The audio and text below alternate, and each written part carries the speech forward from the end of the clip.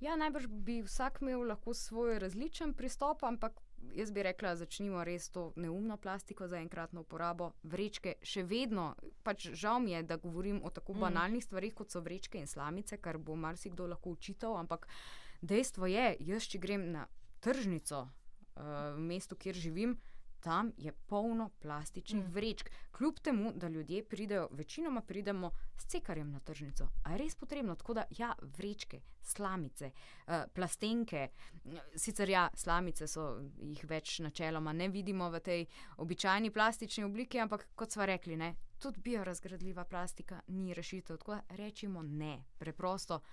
Ko se to seveda da, obstajajo nekatere izjeme, to je tudi treba poudariti, ampak ja, obstajajo alternative za večkratno uporabo, če nič drugega. Lončki za kavo za sabo. Eden izmed 400 se samo reciklira. Porabi se ogromno vode, virov za to. Nekateri ponudniki, gostinci že ponujajo popust za to, da prideš s svojim lončkom. Bi pa morali tukaj vsi ti ponudniki še malo bolj komunicirati to. Mislim, da tukaj vedno pozabljamo. Recimo tudi trgovci že nekateri omogočajo, da prideš na postrežne oddelke, delikatesa, pekarna in tako naprej, svojo embalažo. Ampak to je treba kričati na glas, biti zgled drug drugemu, ne da si pa en posamezen vesoljc tam, ki priješ svojo tupperwareko. Ampak hvala Bogu, vedno več je tega. Tako da ja, plastika ta za enkratno porabo. Da se izognemo, mogoče bi predlagala kakšnim nevarnim čistilom.